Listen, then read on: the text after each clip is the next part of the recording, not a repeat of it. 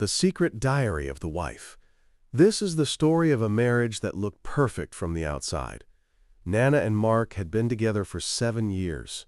They had a comfortable home, stable jobs, and from the perspective of friends and neighbors, a beautiful life. But behind closed doors, things were not as perfect as they seemed.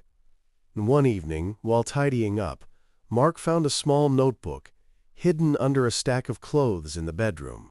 Curious, he opened it, and what he read shook him to the core. The diary belonged to Anna. Page after page described secret meetings, stolen glances, and moments of passion with another man.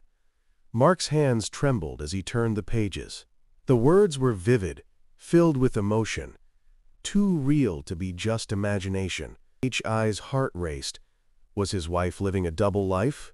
Had she betrayed him all this time? Mark couldn't sleep that night. The words from the diary echoed in his head. The next morning, he confronted Anna. And at first, she was silent. Then, with tears in her eyes, she confessed, yes, the diary was about another man. But he wasn't real.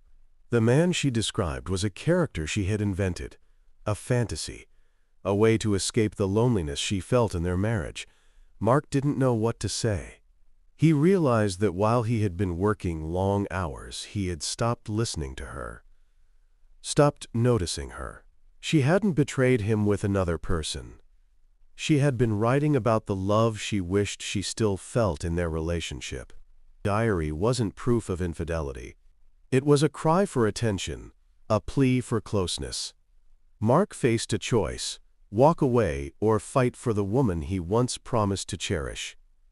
What would you do? N.I.'s emotional betrayal just as painful as physical betrayal. And is it possible to rebuild trust when secrets have already been written down in ink? Part 2. The Confrontation. Mark stared at Anna, his voice trembling.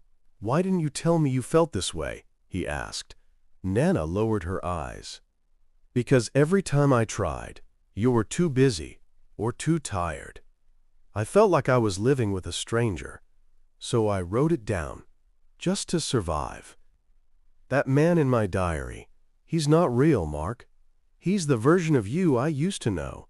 Words cut deeper than any confession of betrayal. Mark felt both relieved and devastated.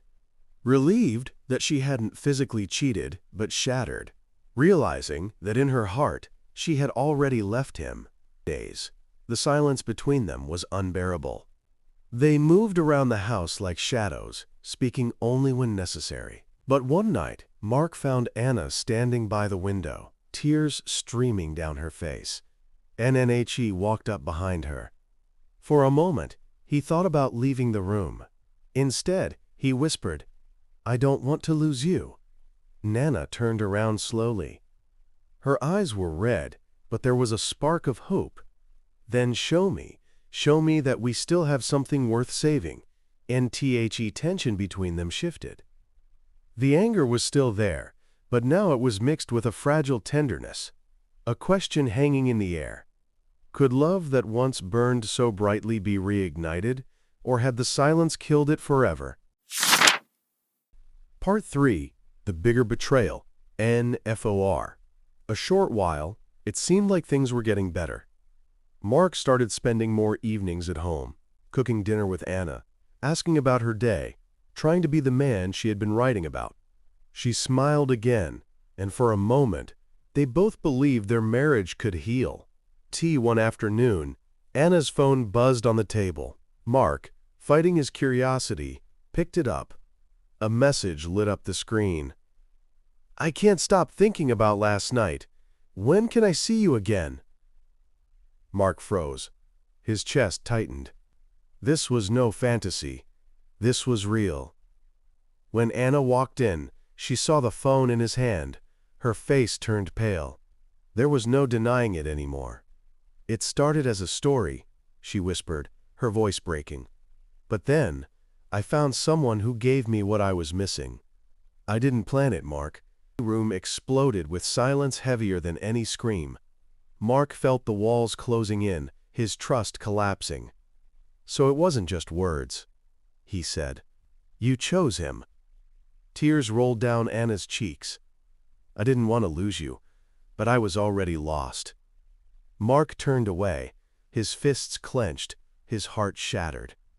He realized the worst kind of betrayal isn't always the one you can see. It's the one that hides in the silence and then suddenly comes alive. Part 4, The Final Choice. Days turned into weeks. The house was no longer a home. It was just a place filled with memories, silence, and unanswered questions, and Mark couldn't shake the image of the text message. Every time he looked at Anna, he saw the shadow of betrayal. And yet, when she reached for him, he still felt the love they once shared. One evening, Anna sat across from him at the kitchen table. "Mark, I ended it," she said softly. "I told him it was over. I don't want anyone else. I just want us back. But I don't know if you can forgive me." Mark's eyes filled with tears. He wanted to believe her, to rebuild what was broken. But deep inside, something had changed forever. "I love you, Anna," he admitted.